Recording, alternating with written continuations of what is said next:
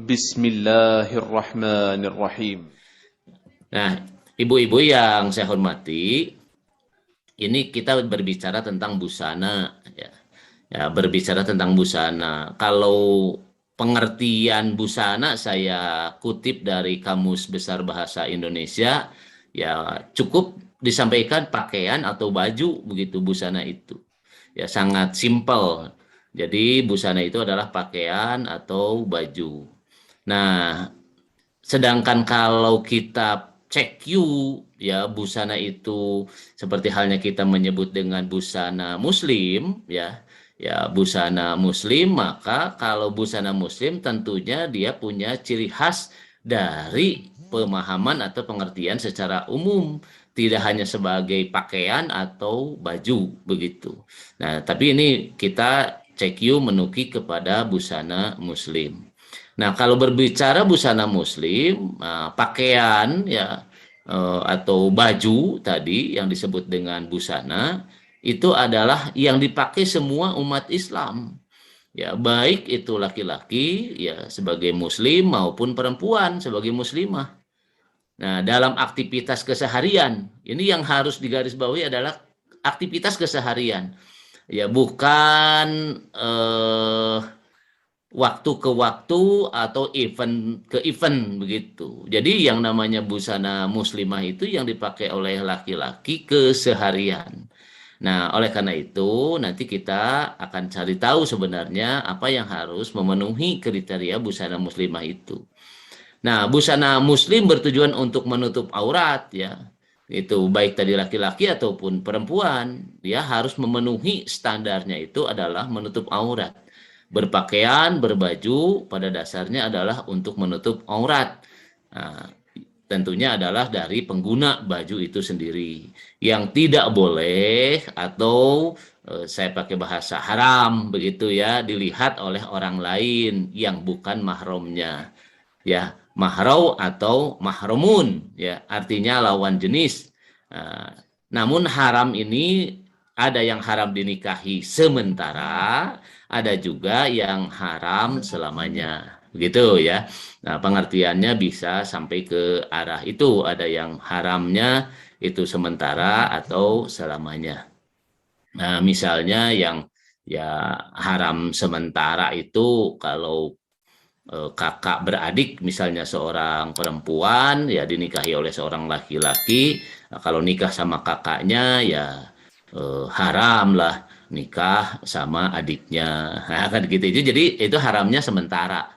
Ya kalau Bu Haji Jamilah suaminya Bu Haji Jamilah, gitu itu haram menikah dengan Bu Dokter Alia. Nah, gitu itu tidak boleh, tapi haramnya bisa sementara. Kalau Bu Haji Jamilah meninggal, nanti suaminya boleh menikah dengan adiknya Bu Jamilah. Nah, gitu. Jadi itu yang dimaksud ya. Nah, oleh karena itu nanti ada begitu mahram atau mahromun itu yang sifatnya abadi atau yang sementara. Gitu maksudnya. Nah, ibu-ibu yang saya hormati, lantas kenapa kita ini harus berpakaian kan begitu? Kenapa harus berpakaian? Ya, yang membedakan tadi Bu Parihat sudah mulai masuk kepada konten bahwa pakaian itu akhirnya nanti menjadi peradaban, menjadi sesuatu yang dianggap beradab atau tidak beradab begitu ya kalau peradaban itu dengan pakaian itu. Nah, jadi kenapa manusia itu harus berpakaian? Ya, pertama tadi bahwa pakaian itu fungsinya adalah menutup aurat begitu. Jadi aurat itu tidak boleh terbuka, harus tertutup. Nah, yang kedua adalah syarat sah dalam ibadah. Begitu ya. Jadi menutup aurat ya, dan itu akan menjadi kewajiban nanti kita uraikan. Nah, syarat sah dalam ibadah itu juga adalah bagian ya penting dari fungsi pakaian. Nah, jadi eh, kalau kita sholat kan begitu ya, kalau kita sholat ya itu harus eh, kita tutup aurat, maka menutup aurat itu adalah pakaian ya yang berfungsi untuk menutup aurat dikala kita beribadah. Dan yang ketiga, nah, ini adalah keindahan. Nah, keindahan ini pasti nanti ada kaitannya dengan hias menghias gitu ya. Nah, dari tiga ini, ibu-ibu yang saya hormati, jadi saya concern di nomor 1 dengan nomor 3 ya. Gitu, saya mohon izin, saya concern nomor 1, nomor 3. Tapi pada dasarnya nomor 2 itu nanti akan terpenuhi dengan sendirinya. Begitu ya. Jika seorang perempuan atau laki-laki dia berbusana dengan baik dan menutup aurat, maka nomor 2 itu sudah terpenuhi dengan sendirinya. Nah, nanti kita lihat begitu bagaimana pengaruh berpakaian terhadap ibadah ya yang menjadi syarat sah ibadah itu sendiri. Nah, selanjutnya begini. Ide dasar tentang pakaian ya itu adalah kembalinya manusia pada keadaan semula. Awas jangan dibalik pemahamannya. Dulu begitu, kalau kita nonton film kolosal ya Bu Haji Jamila, kalau nonton film kolosal, nah itu belum berpakaian, manusia-manusia primitif dan sebagainya, kita menyebut begitu. Nah, terus kita sekarang sudah berpakaian. Nah, jangan dari sana setarnya. Gitu. Setarnya harus dari awal manusia itu berada. Dan awal manusia itu berada itu di mana? Nah, kan begitu. Nah, awal manusia berada itu ya ibu bapak kita, Adam alaihi salam dengan ibunda Siti Hawa. Begitu. Yang keduanya sebelum turun ke dunia, nah, mereka kan sudah menempati surga. Gitu, sudah menempati surga. Nah, di surga itu sudah komplit segalanya dan sudah tertutup aurat itu semuanya. Begitu artinya itu sudah berpakaian, begitu. Karena aurat ya ibunda Siti Hawa, nah, terutama itu sudah tertutup. Ya walau alam bagaimana modelnya begitu ya, bagaimana medianya. Nah, tapi kalau berdasarkan ayat ini, ya surat Al-A'raf ayat 20, nah ini yang menyebutkan begitu Allah Subhanahu wa taala menerangkan wasalahuma syaitanu liyubdiyalahuma. Nah, jadi setanlah yang membisikkan gitu, setanlah yang membisikkan kepada keduanya. Nah, yaitu siapa? Ibunda kita Adam alaihi salam dengan ibunda Siti Hawa. Ya, kalau setan itu sudah berbisik-bisik dan sebagainya, kan begitu, maka goyahlah begitu ya, goyah. Nah, ada ketidaktenangan dan itu bisikan-bisikan itu tentunya sangat-sangat berpengaruh. Nah, apa yang dibisikkan oleh setan berdasarkan ayat ini? Ya, kan begitu. Nah, ini yang Allah sebutkan dalam surat Al-A'raf ini. Pertama, bisikan setan itu membisikkan kepada Nabi Adam, kepada Siti Hawa, kamu itu justru kalau mendekati pohon itu, gitu ya, ila ang takuna malakaini, gitu. Kamu itu justru kalau dengan masuk mendekati pohon itu, kamu itu tidak akan jadi malaikat. Nah, gitu, tidak akan jadi malaikat.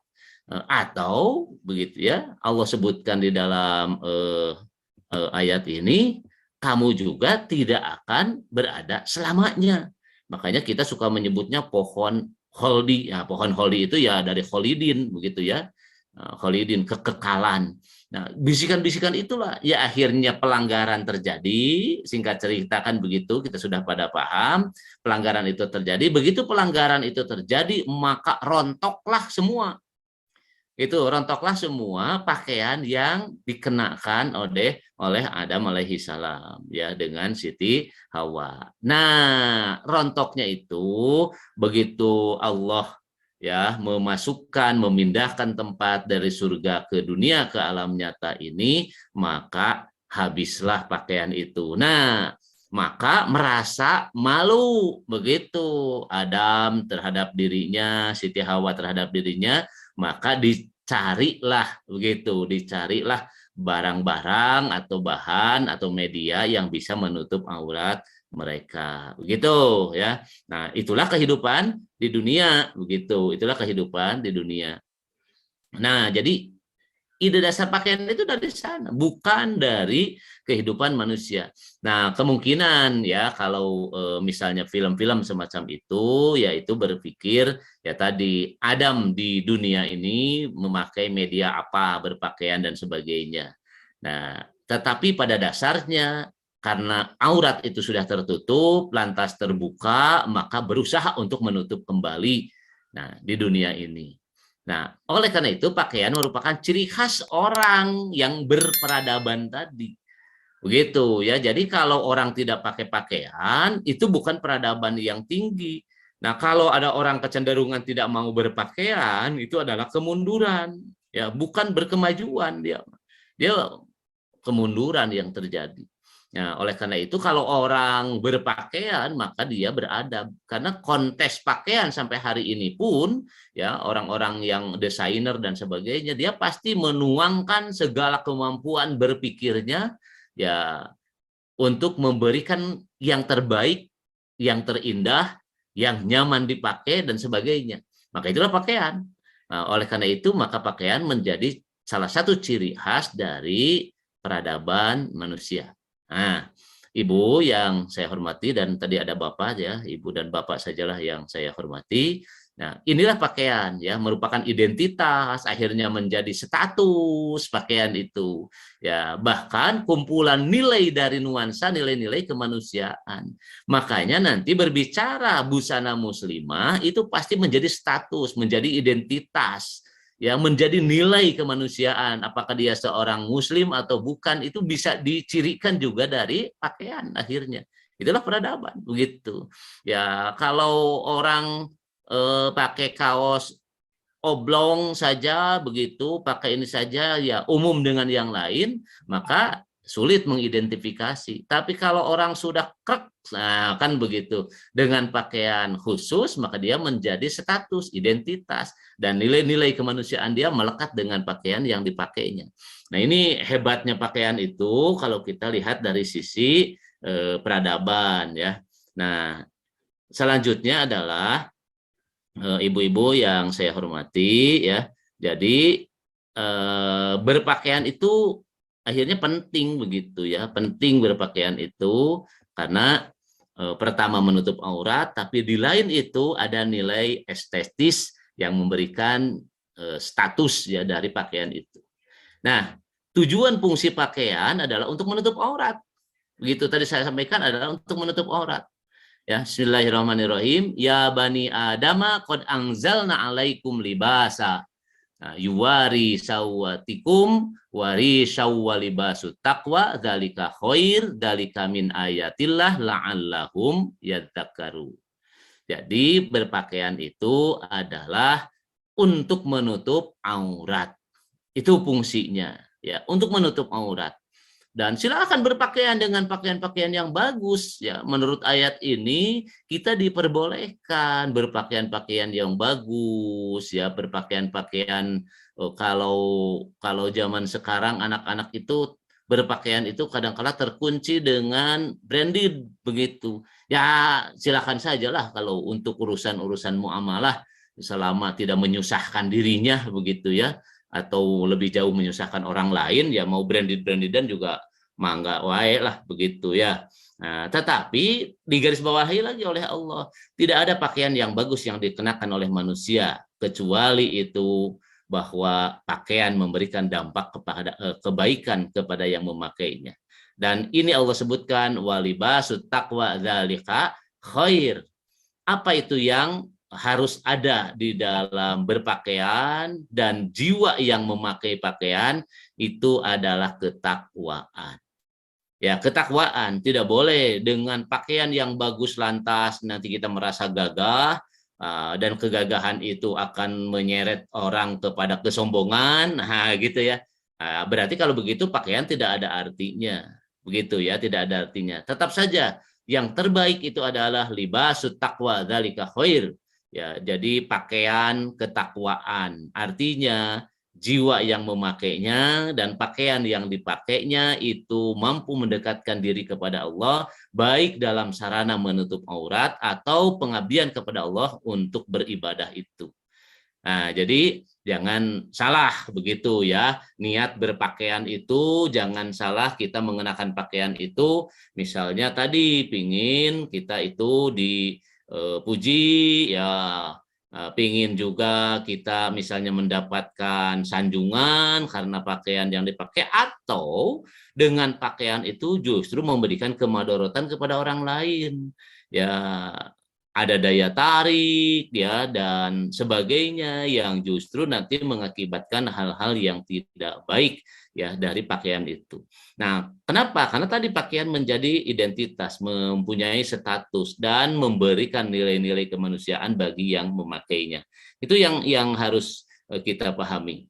Nah, lantas ibu-ibu yang saya hormati, kalau begitu kan pakaian itu untuk menutup aurat. Nah, kita mampirlah sebentar mengingat-ingat lagi, walaupun insya Allah semuanya sudah pada paham apa yang dimaksud aurat. Saya review saja lah, ini tadi kiro saja bagi kita. Kalau dalam bahasa Arab itu adalah aurah ya, awara artinya itu adalah ya ingatan sebenarnya. Nah, ini nanti kita tinggal syakul kalamnya saja, dia sedang berbicara di bidang apa.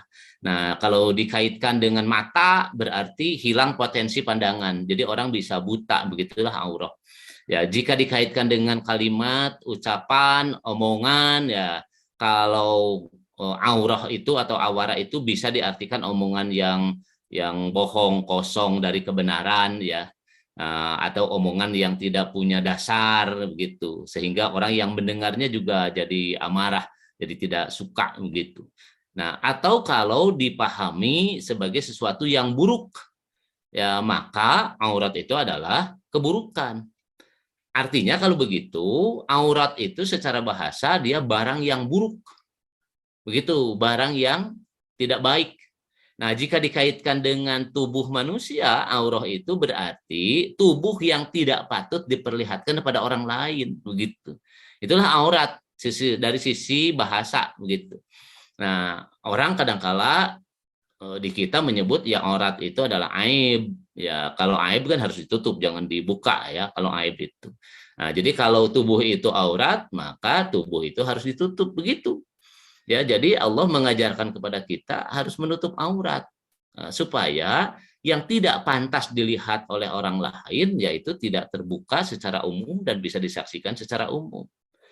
Nah, Ibu yang saya hormati, aurat ya, aurat adalah bagian dari tubuh manusia yang haram untuk diperlihatkan atau ya dilihat yang bukan mahram tadi.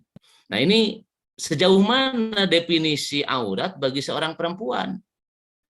Para ulama, ya saya ngambil kesimpulan saja dari pembicaraan para ulama. Satu, perempuan itu seluruh tubuhnya adalah aurat.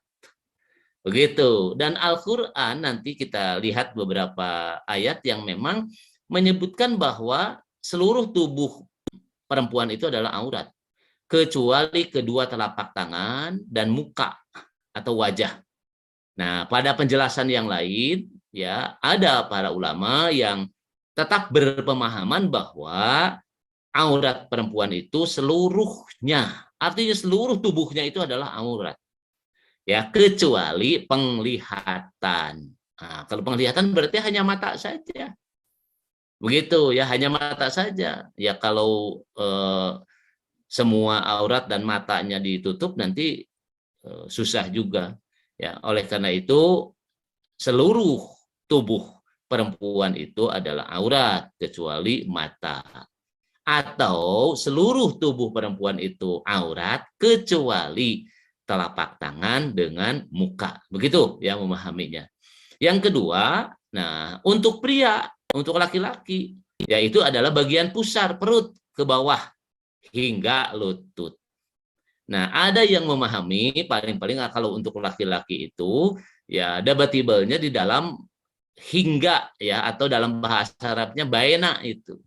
Nah, kalau antara pusat begitu ya, antara pusat dengan lutut berarti yang dimaksud antaranya saja katanya, yang tengahnya antara pusat dengan lutut itulah yang menjadi aurat laki-laki. Tapi ada yang memahami kalau antara pusat dengan lutut itu berarti mulai dari pusat sampai lutut. Nah, itulah aurat laki-laki. Nah, jadi begitu ya, debatable atau pembicaraan para ulama di dalam memberikan batasan aurat. Kalau perempuan, seluruh tubuh perempuan itu aurat kecuali dua telapak tangan dengan wajah. Seluruh tubuh perempuan itu adalah aurat kecuali mata. Nah, jadi begitu perdebatannya. Kalau laki-laki, badan laki-laki begitu itu auratnya hanya dari pusar sampai lutut, atau aurat laki-laki antara pusar dengan lutut. Berarti bukan dari pusarnya, bukan dari lututnya. Nah, tapi antara pusar dengan lutut, yaitu tengah-tengah di antara itu, itu saja yang menjadi aurat laki-laki. Ya, terlepas begitu ya dari perdebatan itu. Nah, tapi kita setidaknya sudah mempunyai pemahaman tentang batasan-batasan aurat bagi laki-laki atau bagi perempuan. Nah, ibu-ibu yang saya banggakan, yang saya hormati, ini dari Allah Subhanahu wa taala amanat kepada kita ya. Ini adalah batasan-batasan dari Allah di mana seseorang itu harus memenuhi kriteria menutup aurat itu. Ya, bismillahirrahmanirrahim. Wa qul lil mu'minati yaghdudna min absarihinna wa yahfadna furujahunna wa la yubdina zinatahunna illa ma dhahara minha. Gitu ya, saya kasih tanda merah. Nah, ini adalah justifikasi dasar hukum. Nah, saya pakai bahasanya Bu Haji Lina lah. Menjadi dasar hukum bahwa perintah Allah Subhanahu wa taala kepada orang-orang yang beriman dari kelompok perempuan, hendaklah mereka menahan, gitu ya, menahan pandangan ya, menjaga kemaluannya ya, semuanya begitu. Paretnya dan harus menutup aurat begitu ya. Illa ma dzahara minha, kecuali yang biasa nampak dari kehidupan perempuan itu, yang biasa nampak. Nah, dari mana yang biasa nampak itu, atau batasan tubuh mana yang biasa nampak? Nah, inilah ya penafsiran ya dari setiap para ulama yang tadi membuahkan pemahaman. Ada yang menyebutkan bahwa aurat perempuan itu seluruh tubuh begitu, kecuali yang biasa terlihat. Nah, kita akan memberikan pemahaman apa yang biasa terlihat itu, begitu ya. Nah, supaya efektif waktunya, saya langsung loncat ya kepada misalnya Rasulullah Shallallahu Alaihi Wasallam suatu waktu itu berseru kepada Asma, wahai Asma, sesungguhnya kata Rasulullah, sesungguhnya perempuan itu apabila telah baligh ya tidak layak kelihatan darinya kecuali ini dan ini. Nah, ini kan batasan yang langsung dijelaskan oleh Rasulullah dalam kehidupan sehari-hari, kecuali ini dan ini. Nah, dalam hadis itu disebutkan bahwa Rasulullah SAW beliau itu menunjukkan wajah dan kedua telapak tangan beliau. Hadis riwayat Abu Daud. Jadi Al-Quran yang menyebutkan ilama doharo minha ya dijelaskan oleh hadis ini, yang biasa nampak bagi diri seorang perempuan itu hanyalah dua telapak tangan dengan wajah. Selain itu berarti diri seorang perempuan atau badan perempuan itu kullu auratuha. Ya, bahwa semuanya itu adalah aurat yang harus ditutup, aurat yang harus dijaga oleh seorang perempuan. Gitu. Nah, jadi ini memberikan penjelasan tentang ilama doharo minha.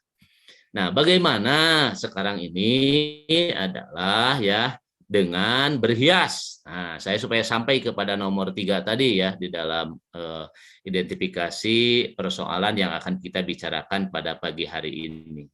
Nah, jadi berhias ya, bila kita mengatakan berhias, maka pikiran kita langsung saja tertuju kepada kekhususan. Ya, kenapa khusus? Ya khusus perempuan minus laki-laki begitu. Karena kalau laki-laki berhias, oke jadi apa kalau bahasa anak-anak jadi ganjen ya begitu kalau laki-laki dianggap berhias. Nah, karena kata ini biasanya amatlah identik dengan wanita kalau berhias itu. Bagaimana tidak? Wanita itu identik dengan kata cantik. Gitu ya. Nah, wanita itu identik dengan kata cantik. Pada dasarnya semua wanita itu cantik. Ya. Apalagi kalau pakai bedak tertentu, itu mah jadi promosi Bu Perihat. Nah, jadi perempuan itu pasti cantik lah. Ya, dasarnya perempuan itu semuanya cantik. Tidak ada yang tidak cantik. Ya. Nah, sekarang guna mendapatkan predikat cantik inilah yang akan banyak diskusi kita begitu. Ya, orang mendapatkan predikat cantik, ya seorang wanita akhirnya berhias. Nah, apakah Islam memperkenankan kan begitu para wanita ini untuk berhias atau menghiasi dirinya? Nah, tentunya Islam tidak mengajarkan pada kita bagaimana cara berhias yang syar'i bagi seorang wanita. Nah, sungguh Islam adalah agama yang sempurna. Islam tidak sepenuhnya melarang seorang wanita, seorang perempuan untuk berhias. Justru ia mengajarkan cara berhias yang baik tanpa harus merugikan dirinya, atau mungkin merugikan orang lain, apalagi merendahkan martabat kewanitaannya itu sendiri. Jadi harus dijaga martabat kewanitaannya itu dengan berhiasnya itu. Ya, begitu. Jangan sampai dengan berhias malah menjatuhkan martabat kewanitaan. Nah, ini yang harus menjadi catatan kita. Ya, oleh karena itu, insya Allah ya pada dasarnya mempercantik diri, berhias, dan itu adalah dasarnya perempuan. Dan Allah juga innallaha jamilun yuhibbul jamal. Allah itu harmonis, indah, ya, dan menyukai keindahan. Gitu ya, menyukai keindahan. Nah, oleh karena itu, ya perempuan berhias insya Allah ya. Nah, itu diperbolehkan. Cuma nanti ada batasan-batasan di dalam berhias itu. Nah, pertama ya, Allah Subhanahu wa taala menyuruh kepada kita ya, Bismillahirrahmanirrahim. Ya bani adama khudu zinatakum inda kulli masjidi wa kulu washrobu wa la tusrifu innahu la yuhibbul musrifin. Jadi Allah ini yang langsung memerintahkan ya, Al-A'raf 31. Apa kata Allah? Wahai anak Adam, meliputi laki-laki dan perempuan, begitu ya anak Adam itu. Pakailah pakaianmu yang indah setiap memasuki masjid. Makan, minum boleh di dalam masjid, tapi janganlah berlebih-lebihan. Sesungguhnya Allah tidak menyukai orang-orang yang berlebih-lebihan. Ya bagi Bapak dan Ibu kalau umroh atau hajian kita biasa makan di masjid ya ngariung dan sebagainya. Apalagi berbuka puasa mereka sudah sebelum maghrib itu udah menggelar plastik di atas karpet, makanan udah brok brok brok brok. Nah, boleh makan minum di masjid boleh, tapi jangan israf, jangan berlebihan, tentunya jaga kebersihan dan sebagainya begitu ya. Nah, ibu-ibu yang saya hormati, jadi Allah sendiri yang menyuruhnya kita berpakaian-pakaian yang pantas, yang bagus begitu. Yang bagus tidak selalu baru ya. Nah, kita barunya biasanya lebaran gitu. Kalau lebaran baju barulah gitu. Padahal Allah tidak nyuruh baju baru tapi yang bagus. Nah, kan begitu ya. Kalau tidak ada yang baru, yang lamanya yang bagusnya banyak ya pakai aja yang lama. Ya, yang masih bagus begitu. Dan kita harus tertib ini ke masjid itu. Ya, pakai pakaian jadi ke masjid deh ulah pakai kaos oblong, ya apalagi bapak-bapak ke masjid pakai kaos sangsang, begitu pakai sarung, aduh para rantes. Aya anu bersolenangkan sanes sorban solenangkeun teh anuk, kapan anuk teh urut lap badan begitu. Nah, itu kadang-kadang di daerah tertentu kita masih mendapatkan hal semacam itu. Jadi kedah gaya lah begitu ya, kedah gaya ke masjid deh. Jangan nanti kalau ke undangannya gaya ke masjidnya nggak gaya. Nah, gitu ya. Oke, jadi pada dasarnya berhias bagi wanita, laki-laki itu boleh. Nah, ada sisi perbedaan pada hukum sesuatu yang digunakan untuk berhias dan keadaan berhias antara laki-laki dan wanita. Nah, dalam bahasan ini kita karena khusus nih untuk berhias, karena ini grup 3 IKB, maka saya hanya mendiskusikan tentang kaidah berhias bagi perempuan atau wanita saja. Nah, yang harus diperhatikan ya, yang harus diperhatikan bila berhias ya. Ini supaya tidak bertentangan dan tidak melanggar syariat ya di dalam berhiasnya. Berhiasnya sendiri tadi kita sudah simpulkan boleh gitu ya. Nah, adapun kaidah pertama yang harus diperhatikan bagi para perempuan untuk berhias itu adalah hendaknya ia menghindari tabarruj. Ya, tabarruj itu harus dihindari. Apa itu tabarruj? Nah, secara bahasa diambil dari kata al-buruj. Al-buruj itu bintang. Ya, sesuatu yang terang dan tampak. Nah, gitu ya. Ya, memang mau jadi bintang ya. Itu kalau film juga yang jagonya disebut bintang film begitu. Ya kalau bintang itu bersinar, ya, bersinar mengeluarkan cahaya. Jadi tabarruj itu begitu. Di antara maknanya adalah begitu berlebihan dalam menampakkan perhiasan dan kecantikan. Awas tadi israf itu berlebihan. Ya, berlebihan menampakkan perhiasan dan kecantikan. Itu yang tidak boleh ya dalam tabarruj itu. Nah, kan pada dasarnya tadi perempuan sudah cantik begitu ya. Nah, jadi kalau mau menampakkan kecantikannya tidak usah berlebihan. Ya, daerah mana biasanya? Daerah kepala, wajah, leher, dada, lengan, betis gitu ya. Anggota tubuh lainnya atau menampakkan perhiasan tambahan.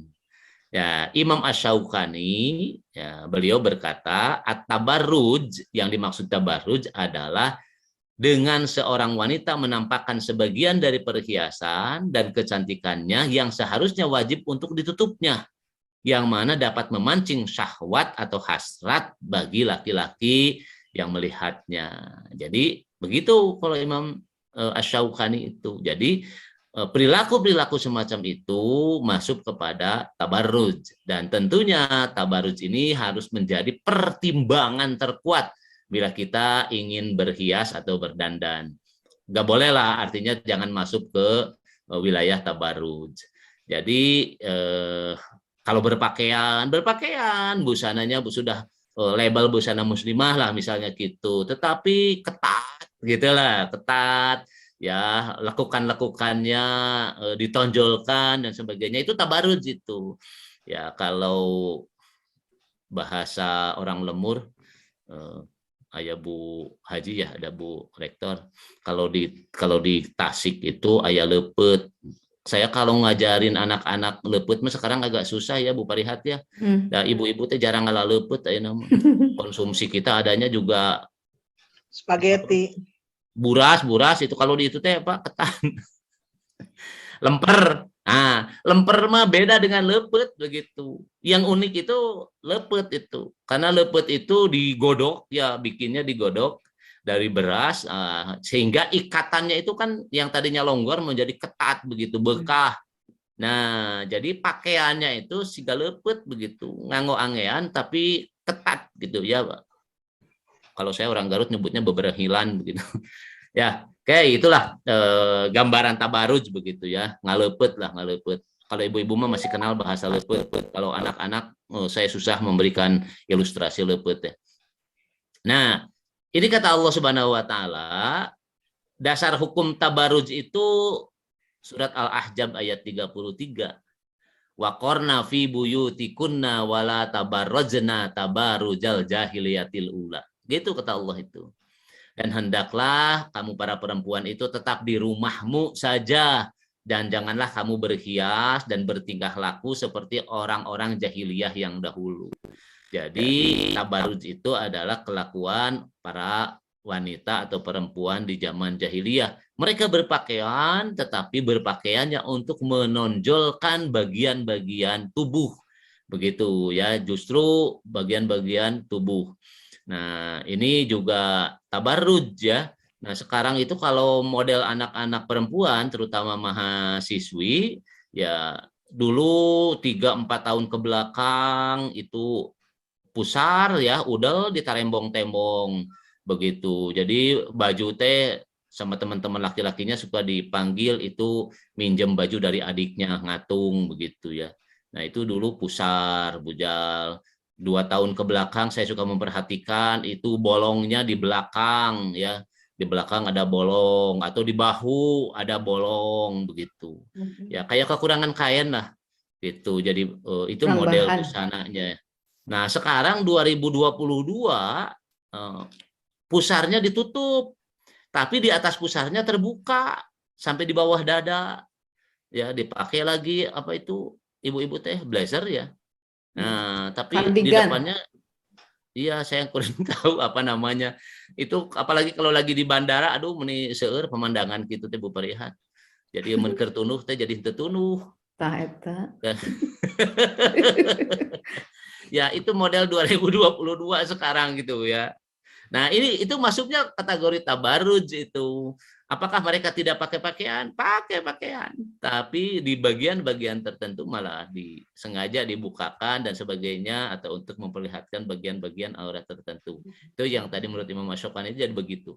Nah, Syekh Abdurrahman As-Sa'di ketika menafsirkan ayat di atas, beliau berkata, arti ayat ini, janganlah kalian wahai para wanita sering keluar rumah dengan berhias atau memakai wewangian sebagaimana kebiasaan wanita-wanita jahiliyah yang dahulu. Mereka tidak memiliki pengetahuan tentang agama dan tidak mempunyai keimanan. Semua ini dalam rangka mencegah keburukan bagi kaum perempuan itu sendiri atau para wanita itu sendiri dan sebab-sebab yang lainnya. Nah, kan persoalannya ayat ini waqarna fi buyutikunna. Terus kalau bahasa Sunda mah caricing gitu perempuan mah tong kamarana mana di rumah we. Nah, kan begitu. Nah, bagi kita sekarang kan perempuan jadi wanita karir kan gitu. Berarti keluar rumah itu menjadi kewajiban bagi pekerjaannya. Nah, itu yang harus kita pahami begitu. Nah, jadi artinya keluar rumah itu kita berdasarkan ayat ini itu adalah sudah pengecualian. Bagi perempuan-perempuan yang berkarir seperti ibu-ibu solehah ini semua pasti hampir tiap hari apalagi yang pejabat struktural itu punya kewajiban pekerjaan. Nah, dia mau tidak mau keluar rumah. Nah, kalau keluar rumah pesan Allah itu wala tabarrojna tabarrujal jahiliyatil ula. Begitu. Ya, jadi seandainya keluar dari rumah, seandainya tidak bisa bertahan di rumah karena ada kebutuhan, maka boleh keluar dari rumah, apalagi untuk bekerja, mengamalkan ilmu yang dipunyai, nah, kan begitu. Tapi berpakaianlah dengan pakaian yang baik, begitu.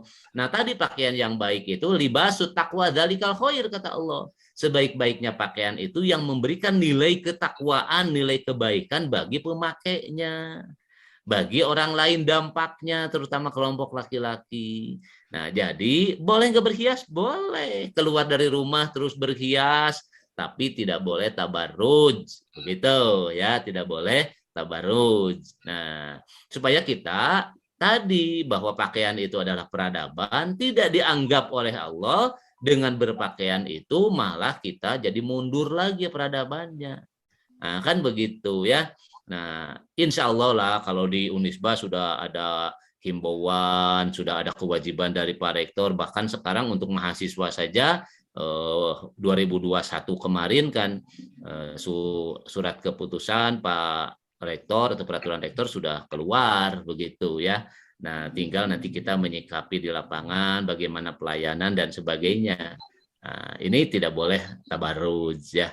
Jadi dirapihkan. Dasarnya kan kita sudah ada semuanya sudah hampir lah. Kalau di persentase saya tidak tahu ya, kalau sudah ke kantor itu sudah 99, masih ada komanya ya, belum 100% ya, mungkin ada sajalah begitu ya.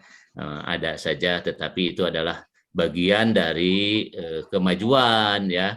Dan Pak Rektor sebagai penanggung jawab terutama di kampus begitu, kalau cerita dengan saya ya pokoknya mahasiswa oke di lingkungan kampus ya pakai kerudung, kalau satu langkah dari pagar kampus dibuka deui ya sudah bukan tanggung jawab lagi Pak Rektor ya.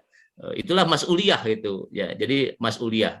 Nah, jadi ini adalah kadangkala waktu mahasiswa bertanya, kadangkala dosen-dosen wanita bertanya, dulu kadangkala ada juga yang menyampaikan ke saya, kunaon cenah Pak Asep, rektor teh mewajibkan kieu untuk kudu ngurus pakaian cenah. Yang penting mah kemajuan akademik. Kata saya bukan Pak Rektor yang ngurus pakaian mah. Allah itu Pak Rektor mah hanya mengingatkan saja begitu bahwa berpakaian itu harus menutup aurat dan kita masuk kepada kriteria nilai-nilai kemanusiaan sebagai seorang muslimah. Nah, muslimahnya pakaian busana muslimah kan kira-kira begitu.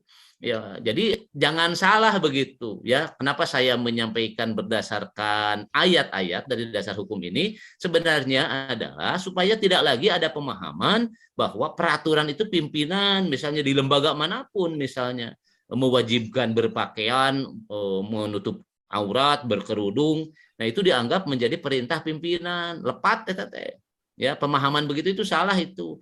Karena yang menyuruh menutup aurat itu bukan pimpinan, tapi Allah Subhanahu wa taala berdasarkan ayat-ayat tadi. Ya, bagaimana etikanya oleh Rasulullah dijelaskan, batasannya dijelaskan. Nah, jadi jangan salah pemahaman. Ya, kalau Pak Rektor mah hanya mengingatkan saja, kalau CQ kita di kampus ya Pak Rektor, kalau di perusahaan dimanapun, di pimpinan, bahkan di sekolah ya kepala sekolah itu hanya mengingatkan saja. Ya, watawasobil haq watawasobil sober.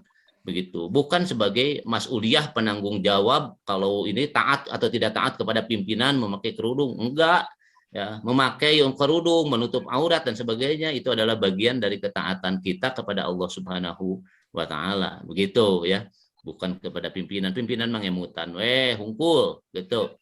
Nah, berikutnya adalah memperhatikan masalah aurat ya kalau berhias tadi. Ya, kita sudah jelaskan panjang lebar tadi di awal batasan-batasan aurat itu sendiri ya begitu. Nah, cuma ya tadilah kalau kita menutup aurat perempuan berhias ya harus paham begitu anggota tubuh yang termasuk aurat di mana yang bukan aurat kan begitu. Ya, aurat sendiri adalah celah pada sesuatu atau setiap hal yang butuh ditutup atau setiap apa yang dirasa memalukan apabila nampak atau apa yang ditutupi oleh manusia karena malu atau ia juga berarti kemaluan itu sendiri kan begitu. Nah, artinya ya kalau tidak ditutup kan malu. Kalau maaf orang kita udah sangat bijak bahasa Indonesia itu ya, faraj diterjemahkan kepada kemaluan. Ya kalau orang sudah nembong-nembong anu karar itu yang aurat ya berarti sudah tidak ada rasa malu kan begitu pada apa itu mafhum mukhalafahnya ya bisa begitu, sudah tidak ada rasa malu. Nah, kalau orang rasa malunya tadi tinggi, dasar keimanannya kuat ya pasti dia akan menutup apa yang harus ditutup itu. Nah, ini ingat bahwa hukum asal semua tubuh wanita itu adalah aurat tadi sudah saya jelaskan ya. Jadi al-mar'atu auratun faida kharajatis tarofaha asyaiton. Jadi wanita itu aurat apabila ia keluar dari rumahnya maka setan senantiasa mengintainya. Nah, gitu. Jadi ingat itu kalau keluar rumah itu banyak pendamping perempuan itu. Wanita itu banyak pendamping, cuman nggak kelihatan aja pendampingnya. Ya, sudah diyakini itu salah satu pendampingnya itu adalah setan begitu. Maka hati-hati keluar dari rumah itu. Ya, hubungan kerja ya baik dengan perempuan lagi, apalagi dengan lawan jenis, banyak godaannya itu di luar rumah itu ya, banyak godaannya. Berpakaian juga kan begitu. Kadang-kala ada yang turun dari rumah rapih, di luar dibuka heula, uih ke bumi rapih deui, aya anu ka kantor rapi, uih di kantor dibuka deui ya dan sebagainya. Kalau itu yang terjadi ya inilah istasrofaha asyaiton. Jadi itu sebenarnya godaan setan itu. Ya, godaan setan. Nah, jadi walaupun dalam hal ini ada beberapa rincian pendapat ulama yang memberikan keterangan kapan wanita itu bisa membuka auratnya dalam keseharian. Ada bahasan para ulama itu. Perempuan boleh membuka auratnya gitu ya. Dengan siapa, kapan ya. Nanti saya tuntaskan dulu lah bahasan yang ini. Oke. Sesuatu yang dilarang ya di dalam berhias. Nah, tadi kan berhiasnya boleh, tapi ada yang dilarang dalam berhias. Pertama adalah menyambung rambut atau al-wasal, ya, al-wasal. Wasola atau wasul, ya, menyambung, itu menyambung rambut. Nah, itu tidak boleh. Nabi Shallallahu Alaihi Wasallam bersabda, Allah melaknat penyambung rambut dan orang yang meminta disambung rambutnya. Riwayat Imam Bukhari dan Muslim. Nah, ini kaitan dengan profesi salon juga. Awas itu yang menyambungkan kan pasti salon dan sebagainya. Nah, salonnya kena laknat, disambungkan rambutnya ya gitu dan sebagainya. Ya, nggak usah begitu ya, nggak usah nyambung rambut ya, berhias.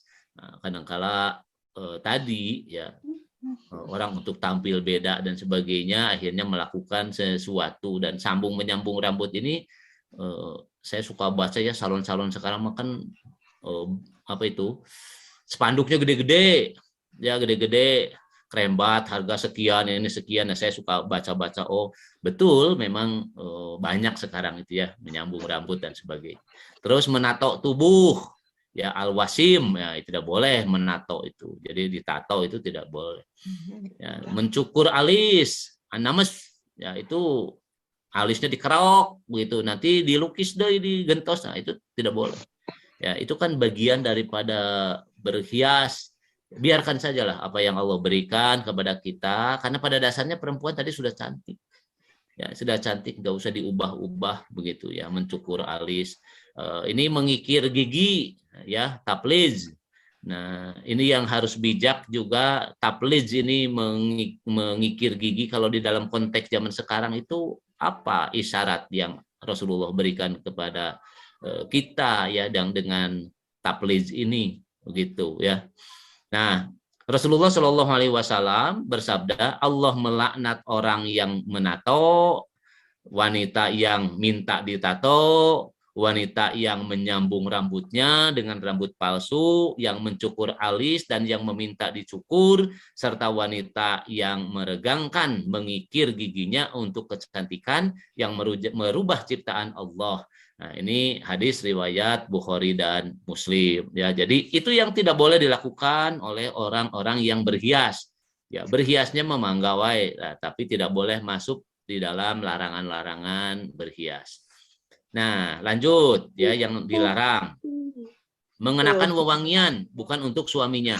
Ya, ketika keluar rumah, ya, baginda Nabi SAW bersabda, setiap wanita yang menggunakan wewangian kemudian ia keluar dan melewati sekelompok manusia agar mereka dapat mencium bau harumnya dari parfumnya itu, maka ia adalah seorang pezina, dan setiap mata itu adalah pezina. Riwayat Ahmad, An-Nasai dan Hakim dari jalan Abu Musa Al-Asy'ari radhiyallahu an.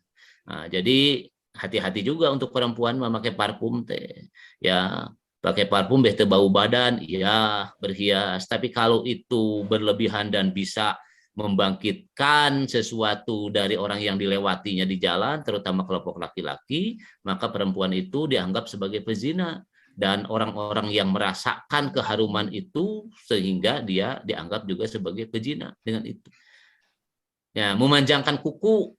Nabi SAW bersabda, yang termasuk fitrah manusia itu ada 5. Khitan ya, untuk laki-laki, khitan, mencukur bulu kemaluan, mencukur kumis, memotong kuku, dan mencabut bulu ketiak. Itu adalah bagian dari sunnah yang biasa dilakukan. Nah, jadi kuku itu kena dipotongan. Berhias menyerupai kaum laki-laki, ini juga tidak boleh. Rasulullah SAW melaknat laki-laki yang menyerupai diri wanita ya, dan melaknat wanita yang menyerupakan diri seperti laki-laki. Ya, bebencongan atau apa, itu tidak boleh. Itu berhias menyerupai kelompok laki-laki dan perempuan ya, itu tidak boleh itu ya. Jadi itu yang terlarang di dalam berhias ya. Sudah, mudah-mudahan ada waktunya untuk diskusi. Apapun kan yang namanya teknologi pasti berkembang, termasuk adalah pakaian yang dipakai oleh ibu-ibu itu juga berkembang, model berkembang. Nah, Allah Subhanahu wa taala ya, dari ayat-ayat tadi ya, termasuk hadis, itu luar biasa bijaknya Allah itu kepada kita. Yang namanya model nggak pernah dibatasi oleh Allah. Mau model bagaimana? Yang penting tadi menutup aurat dan tidak tabarruj, dia tidak masuk kepada larangan yang oleh Rasulullah SAW sudah diberikan isyarat itu. Nah, jadi begitu ya. Itu intinya dasarnya di dalam berhias tadi, dalam berpakaian. Nah, sekarang setiap orang yang berpakaian berhias itu pasti ada sesuatu yang menjadi keinginan atau iktikad dirinya. Nah, tadi misalnya dengan bercepol-cepol atau ini teh apa sih yang diinginkan dari itu? Kalau sekedar untuk menutup aurat dan sebagainya sudah terpenuhi, sudah menutup aurat, nah lantas muncul itu misalnya untuk tadi yang eksotisnya ya ada nilai lebih. Nah, nilai lebih inilah yang harus hati-hati karena tadi pada dasarnya setiap perempuan keluar rumah, maka setan itu mengintainya. Nah, termasuk sejak kita dandan dari rumah itu pasti ada sesuatu yang ingin dipakai. Nah, tolong itu diluruskan lagi niatnya buat apa. Kan begitu supaya tadi ya antara harmonisasi di dalam berhias, berdandan, terus juga eksotisnya tapi tidak bertentangan dengan syar'i. Begitu ya. Nah, oleh karena itu sudah sangat bijak Islam itu tidak memasukkan ya kita sampai memahami model. Karena busana muslimah tadi kata Ibu, misalnya kita ada kontes dan sebagainya. Kontes itu sebenarnya kan lokal konten yang ingin diangkat, tetapi harus dasarnya tetap syar'i, kan begitu. Nah, kalau dalam kalangan tertentu untuk ibu-ibu memperkenalkan model baju dan sebagainya, boleh selama model bajunya itu akan tadi menutup aurat, tidak bertentangan dengan hal-hal yang dilarang. Mereka yang menampilkan itu juga tidak untuk sesuatu ya memperlihatkan aurat atau berlenggak-lenggoknya juga seperti misalnya di atas panggung yang umum. Ya, kalau di umum itu dan sebagainya, punten misalnya ada kontes pakaian tertentu sampai pakaian renang dan sebagainya, tentunya itu adalah bukan wilayah kita. Tapi kalau memperkenalkan model begitu, tadi saya sebutkan 2002 ibu-ibu modelnya kayak begini, ya boleh-boleh saja memperkenalkan model supaya diikuti. Tapi ingat, model itu harus yang memenuhi kriteria syar'i tadi. Begitu. Syar'i itu menutup aurat ya, jangan sekarang CQ-nya ini kerudung syar'i, jadi eta we hiji nu syar'i. Kan sebenarnya juga yang lain masih syar'i, masih banyak selama tadi tidak bertentangan dengan hal-hal yang dilarang. Nah, kan begitu ya. Nah, terus juga alhamdulillah kalau misalnya anak-anak kita menjadi desainer atau jadi modeling, dukung saja. Tapi tadi tetap berikan di mana misalnya kebebasan kita untuk berekspresi itu tidak bertabrakan dengan kaidah-kaidah agama. Ya, karena jadi desainer itu pahalanya besar loh, plus juga dosanya gede. Kan gitu ya. Kenapa? Karena kalau ceramah semacam sekarang kita ngomong lama dan sebagainya itu bisa habis itu sama modeling. Kalau keluar model 2002 yang misalnya bolong punggungnya itu bisa dipakai semua karena yang jualan pasti itu. Dan yang beli seolah-olah terpaksa ya korban mode. Nah, kan begitu. Tapi itu kan sebenarnya dakwah itu. Para desainer itu dakwah. Mansana sunatan hasanatan falahu ajroni. Siapa orang yang menunjukkan sunnah kebaikan, maka dia mendapatkan 2 pahala. 1 pahala karena dia berekspresi, begitu bikin model dan sebagainya. Yang kedua, dia diikuti oleh orang lain. Pahalanya 2 itu. Jadi desainer itu besar. Nah, cuma kita kembali tadi ya, saya setuju ya untuk eksotis itu harus dibedakan ya dengan kita menutup aurat dan sebagainya. Yang tidak boleh itu demi keindahan, tadi ingin pujian dan sebagainya ya dari pakaian yang dikenakan, maka kita berani melanggar. Nah, kan gitu itu yang tidak boleh. Tapi selama begitu ya, selama kaidah-kaidah itu diikuti, maka inilah kebebasan bagi kita. Alhamdulillahirabbil alamin hamdan yuwafi ni'amahu wa yukafi majidah. Ya Rabbana lakal hamdu kama yanbaghi li jalali wajhikal karim wa azimi sultanik. Allahumma gfir lil mu'minina wal mu'minat wal muslimina wal muslimat al ahya'u minhum wal amwat bi rahmatika ya arhamar rahimin. Rabbana hablana min azwajina wa dzurriyyatina qurrata a'yun waj'alna lil muttaqina imama. Allahumma taqabbal siyamana ya Allah. Mudah-mudahan Engkau menerima saum kami semua ya Allah hari ini dan hari-hari yang akan datang, dan berikanlah kepada kami semua kesehatan ya Allah. Berikan kepada kami kemampuan untuk bersaum, kemampuan menjaga diri, dan kemampuan bagi kami untuk tetap istiqomah di dalam mendekatkan diri kepadamu ya Allah, khususnya di dalam menutup aurat. Allahumma ya Allah ya Rabbana ya Karim, hanya kepadamu kami semua memohon pertolongan, hanya kepadamu kami semua ya Allah beribadah, dan hanya kepadamu semua ya Allah kami menyerahkan diri dari segala urusan kami. Rabbana atina fid dunya hasanah wa fil akhirati hasanah wa qina adzabannar. Walhamdulillahirabbil alamin. Assalamualaikum warahmatullahi wabarakatuh.